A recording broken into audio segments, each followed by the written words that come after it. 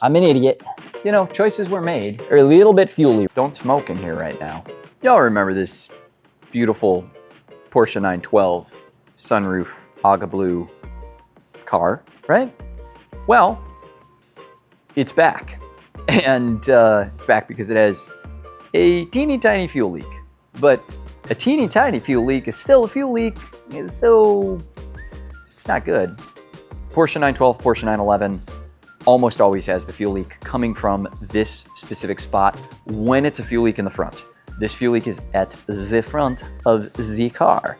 It's gonna be the fuel hose, and we're gonna have to replace that fuel hose with a fuel hose that is safe for ethanol. This is German made, and it holds up to not just 10%, wait for it, wait for it. Okay, I'll just tell you, I know you're in so much suspense. Over 85% ethanol content in fuel. This hose, this hose, so good. Sweet stuff, great, but not cloth braided exterior. So in the case of Concourse, the visual eyeball test, looking at it, it's not gonna pass. Doesn't matter. It won't leak. It won't degrade. This stuff is good for years. Provided you don't keep it in a super dry climate, I guess, as with any rubber hose. Let's go put it on this car. Enough talk. What the heck? What am I doing? Talking too much. Now this here is the cloth braided. Can I get in the frame? Can you see my eye? Just the eye. Look at the face in here. Jam my face in here. Okay, that didn't work. You can just see the hat. Hey, look at that hat. This is my work hat now. It's gotten a little dirty. See, it's got a little dirty spot there. But you can get a hat like this on the website if you want a hat. And it's even nicer because the new ones are wool and not this material. And so they don't, yeah, anyway. Buy a hat, grab a hat. Be Aircooled hat. Get yourself a lid, man. This is what we're replacing right here. This hose, and it runs up and over the steering rack, which is this right here. This bolt plate on it, steering rack. That's this accordion boot down in here, steering rack. That's all steering rack, okay? Runs up and over the steering rack. There's a little anchor up here that you may or may not see there. My finger's on it, playing some music on it. And that holds it in place, and oftentimes we'll just cut it, but we'll still run it back through there. We're gonna put some anti-abrasive over the new hose. And then it runs down this side, and this is a banjo fitting right here that you're only seeing the bottom section of with my hand and fingers doing ASMR banjo fitting. Banjo. Banjo. Okay, enough of those references.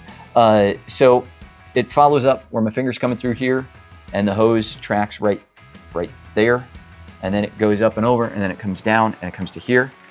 Okay, that's it. I'll show it to you from a different angle as well. So from this angle, this is the hose that we need to replace. Right there is the clip that it normally lodges itself in. You can see I've already pulled it out of that, but it's normally in like that. Okay, now you get the full effect. This is normally in that clip, and that clip is bent over the hose to hold it. It's like a little metal ears, metal dog ear, bends over the hose to hold it. And then the hose comes down behind the steering rack here, and it comes down and it goes to this banjo fitting right there on the tank. And it's in an annoying spot. There's my finger going to it. So that's the hose, this banjo fitting. And that is under the front torsion tube structure right there. So front subframe, I guess, is the better way of referring to this tube here. So little hose clamp there you had to loosen. I already loosened it. There's a hose clamp here to loosen. Give you a more broad perspective of where that is. Right, here's your gas tank, front subframe, steering rack, fuel hose, as the crow flies.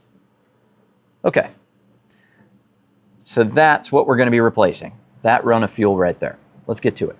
This isn't a particularly complicated operation, just so you know, so it's not gonna take that long. But fuel is probably going to pour down on me at some point. The tank is very low, but it's not empty. So I'm gonna pre-measure out the fuel hose that I need, I'm gonna trim it at one end, put a clamp on it on the other end. I'm gonna work on just replacing the tank side first with it clamped in case fuel pours out of the tank. I didn't drain the tank all the way because it's already like almost empty. And so I'm just gonna play the old game of fuel goes everywhere.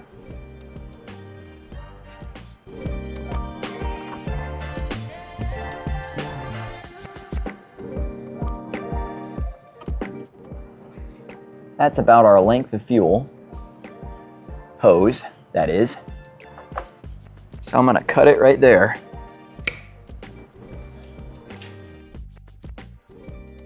I might actually anti-abrasive this first, as in pre-measure out the anti-abrasive that I need for it, trim it, and install it on this hose so that when I fish it up through there, it's already covered in anti-abrasive. Now I don't have to mess around with trying to like put it on afterwards. Now, one of the things to remember is to always face your hose clamps the direction that you're going to need to tighten them from. So this hose clamp I've positioned so that it'll tighten this way. When it's in place, I'll have a clear shot at it with my ratchet or my screwdriver to get up at it that way. You can see I've got the anti-abrasive sleeve over this tube now. And so it's all ready to get fished through and into place. And I'm gonna throw a clamp on this so that I can pop this over the fuel side as quickly as possible if anything's spilling out, and it'll all be clamped up. And then we'll work on this other side that's right above my head here in a second. Well, I've got everything prepped. I've got my favorite little ratchety deal for the hose clamp all set up. Nice little one. Just gonna slide that guy right there up and out of the way. I've got my favorite little panel trim puller, which also helps me to extract hoses from things. So get yourself one of these if you wanna follow along at home. And then I've got a clamp on this end of things so that it's pinched off. And I've already got the hose clamp on this side. And the trickiest part of this whole operation is keeping fuel out of your face when you come under here and you try and look. I guess I'll come to this side for the camera's sake. Come under here and you try and figure out where you're gonna be stabbing this back down onto, get it over the proper port and all that. And there's gonna be fuel trickling down. And it's generally speaking gonna be a gigantic mess. So there's probably gonna be some decent amount of swearing involved in the whole operation. First thing I'm gonna do is feed it all the way around the steering rack, around and down and over and through grandmother's house. On the fuel tank we go. Oh, come on. It is a little bit of a no man's land operation, to be honest. I just gotta make sure that fuel hose makes a bend. Ah, we're getting there. Come on. Yeah, that's the stuff right there. There we go. Good times. Just got something in my eye. Better times. Ah. Okay, it's out of my eye now. I think I'm gonna do it from this side. I think I'll be able to see everything from over here in the corner. So, I'll move you guys back as well. Oh, you're good there. It's gonna be as good as that's gonna get. So, I'm just gonna be blinded by the light over here every time I look at the camera, but that's okay. I'll live. Let's see how much fuel is in here. Hopefully not much fuel or it'll be a mess. Let's see how much fuel is in here. It's important to sing this fuel song while you do this. I'm working that hose clamp up and out of the way. If there's a lot of fuel, it's gonna be a mess. Dun, dun, dun, dun, dun. Let's see how much fuel is in here. All right. Rolling my sleeves up. You have no idea how insane it is that I'm just about to do this, because like on camera, I should not be doing this. This is the dumbest thing ever. There's just gonna be fuel pouring everywhere and I'm gonna be like, what the hell? And all of that, but hopefully the tank is low enough that it won't be like that, man. I hope. All right, let's see.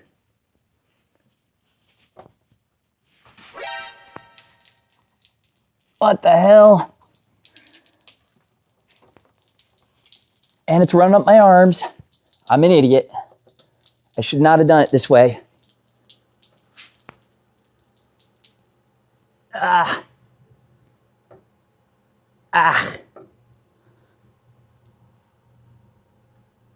There we go.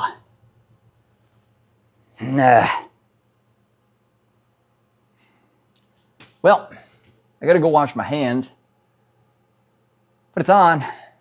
You know, choices were made. Ultimately, I could have done that differently and drained the tank all the way, but if there were more fuel in that tank, it would have really poured out. Like, that was a limited showing. So that was okay, but I'm gonna go wash my hands because they're a little bit fuely right now. So anyway, yeah, be right back. And you know, now it's all clamped off and everything right here. So we're safe, we're good. Just a little bit fuel around everywhere where, yeah, okay. All right, hey, I'll be right back.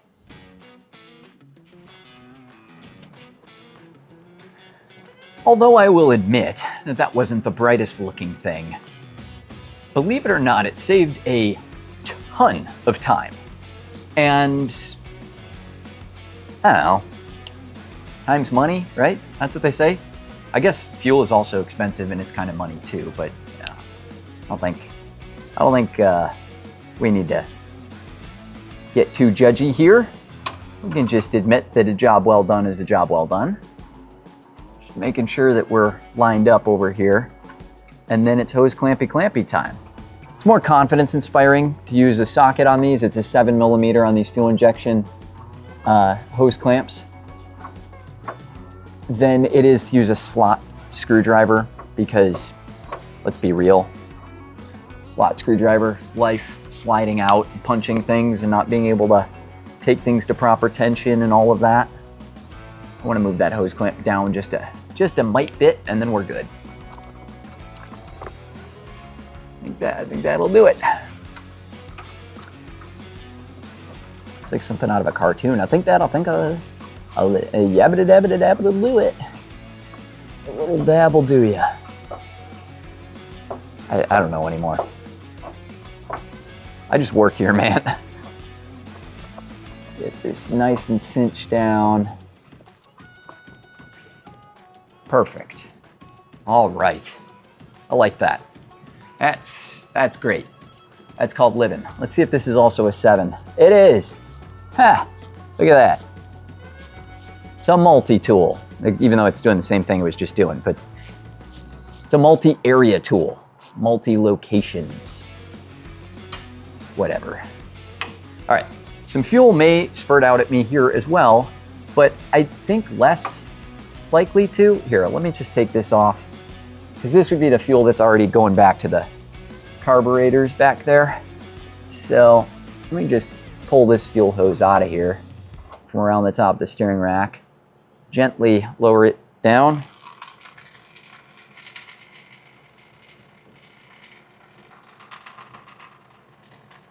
Emptying it cleverly onto the cardboard.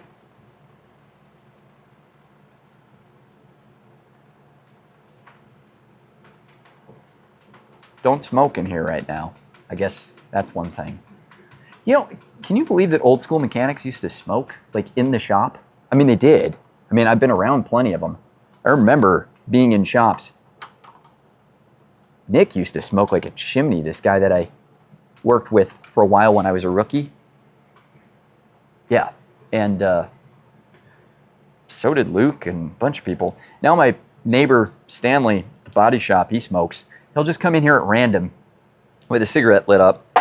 And I'm not saying anything against the habit, you know. I mean, you know, everybody's got their thing, right? But it's more like the safety of it. He just strolls in here. Well, and he's around flammables all the time. I mean, the guy is just like always around flammables. And he'll just, oh, I clamped that close to the end, didn't I? We'll deal with that in a second. Let me finish my story. He'll just come in here smoking a cigarette, right? And then he'll be like, smells like gasoline. He's Russian. Sorry, I don't want to offend anybody. I do a horrible Russian accent. I'm just doing a Stanley impression. So he comes in here, smells like gasoline. And I'll be like, yeah, because I was just emptying a gas tank and like pumping all this gas out and there's probably fumes and vapors here. And he's like, should I be smoking? And I'm like, no, you shouldn't. And he'd be like, okay, I just finished this one.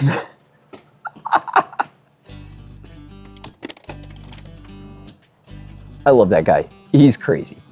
It's fun to have him as a neighbor. He does a lot of the paint work for me. and actually did some paint work on this 912. He does excellent work. He touched up a rear panel and like the license plate panel and a couple of other things, a bumperette section on it because it was peeling. This is a driver car, if you remember from the other video.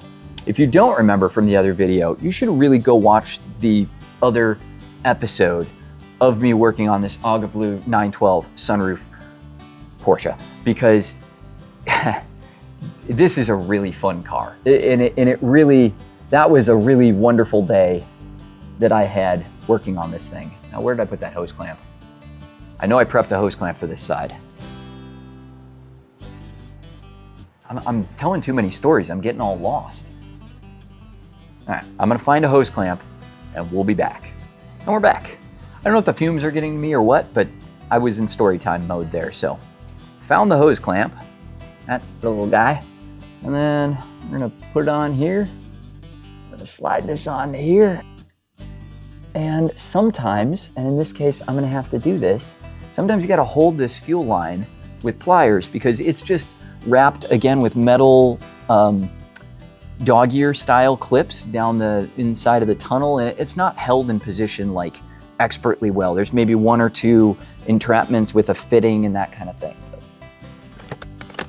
Really nothing is gonna replace holding it with some pliers to be sure that I've inserted the rubber a healthy bit over it and we're not just on the very tip, because sometimes just the tip is not enough.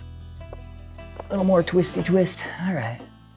Yeah, see, I wasn't gonna be able to really push on it more because it's just gonna fall into the tunnel at that level. So, now this is my trick for seeing how far in you are. You pinch around the body of the hose and you try and feel for where the edge of the actual metal pipette starts, the fuel line. And in this case, I've got more than 1/2 of an inch over. So that's a decent amount. It's actually probably about 1 inch of insertion. So we should be good there. And so now I'm gonna tighten that up. I like quick jobs. These simple ones, they're fun. It's nice and tight on there. You take the clamp off of it now. Fuel's not gonna pour everywhere because everything's tightened. It's set. These are the little clamps I use, by the way, these little fuel clamps. You can make these yourself if you want. They're not that hard to do. A little L-shaped threaded rod and a little bracket to hold it in with a wing nut on it. And it just will clamp down on your fuel. Spin up your wing nut. Brilliant little thing, and the size of it being so small, very nice. Saves a lot of space and time. Time is money, as we've said. Okay, so the last piece of this whole puzzle is to put this back in its little metal dog ear enclosure up there so that it's held nicely.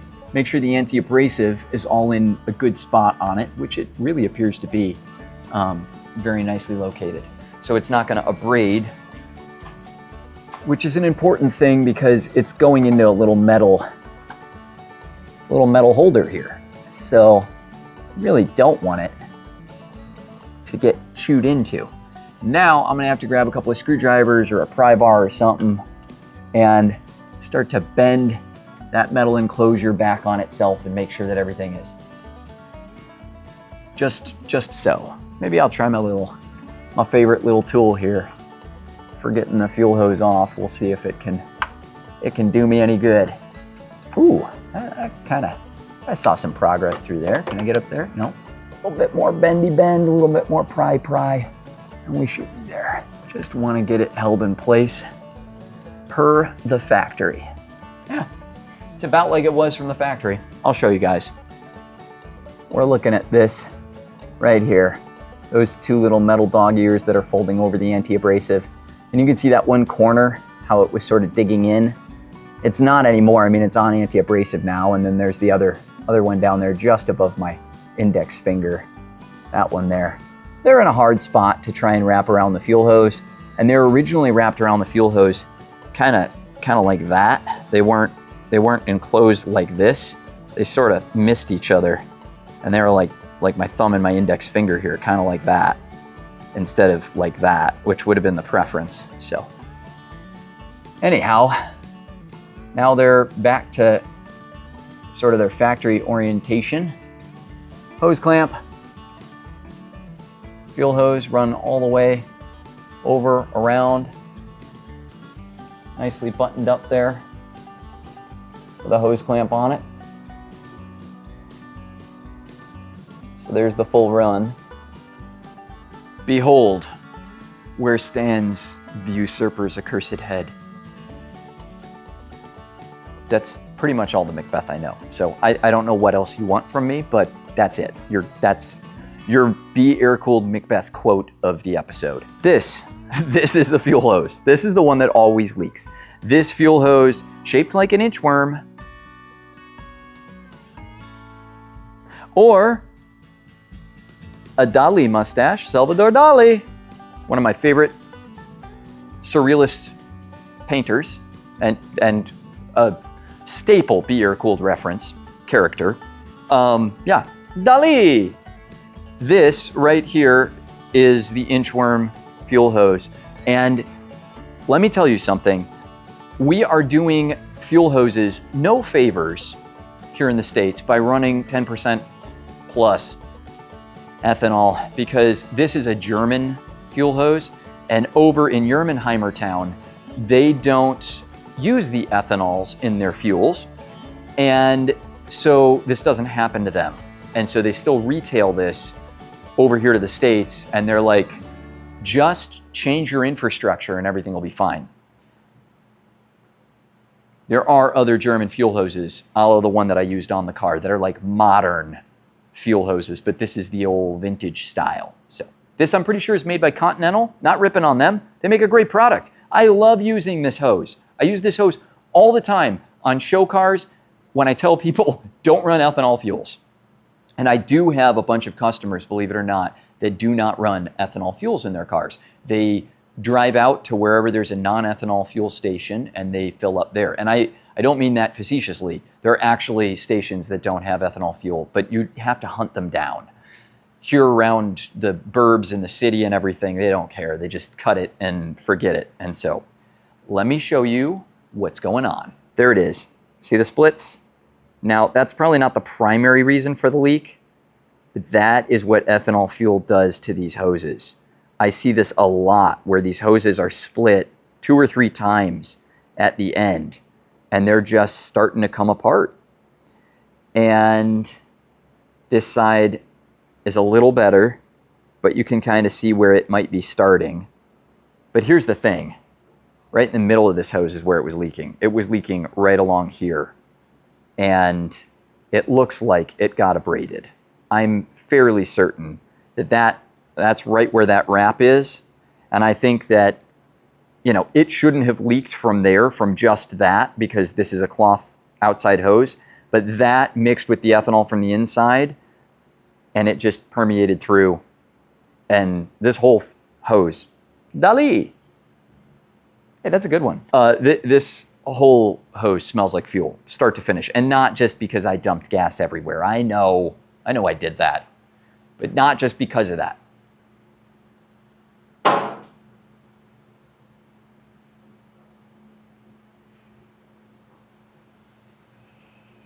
Quiet. That didn't happen. Anyway, it's fixed. We did it. We did it together. There's only 1 or 2 other things that I've got to do on this. Superficial stuff. I have to wash the heck out of my hands because I need to do some interior work. Attach the snaps to the back of the seats. Rear seats have a little snap catch, and I'm going to attach those up. Unfortunately, due to the weather, we're not going to test drive this one today. So that was just a quickie. Just a quickie in a 912. Tell your friends. Now you know where that fuel leak is coming from on the front of your Porsche, and if you want to go ahead and repair it, how to do that. And I would recommend, if you don't have a lift and you don't have the experience of having slid a fuel hose over a running fuel source several times, which always winds up with fuel halfway up your arm, I'm just going to say that. But if you haven't been through that process as many times as I have, then I recommend you drain the tank all the way. Otherwise, feel free to wing it, but you might have gallons upon gallons of fuel all over your floor. First few times I ever tried that, I wound up with a mess. Bigger mess than today. Yeah. If you want to see the driving video of this car, go back to the episode with the Aga Blue 912 and watch it. It's a great episode. I dial in everything to do with the carburetors, and then we take to the road in this gem of a car. I also put phenolic spacers and change the manifolds out, so if you want to see that whole process, go check out that video. All right, that's it for this episode. Check out the carburetor episode where you'll see this car get driven on the road. It's a whole other experience when you're actually behind the wheel driving one of these versus under it with gas pouring down on you. That's a fun experience from today, but check out the past fun experiences from yesteryear. Thanks for watching. Subscribe to the channel if you would. Hop on the Be Aircooled website, beaircooled.com. Go shop merch. Buy yourself a hat. Buy yourself a t-shirt. Not this t-shirt. This is just some t-shirt I bought from some other guy. You want a Be Aircooled t-shirt for yourself. I thank you. My shop thanks you. And I'll catch you on the next one.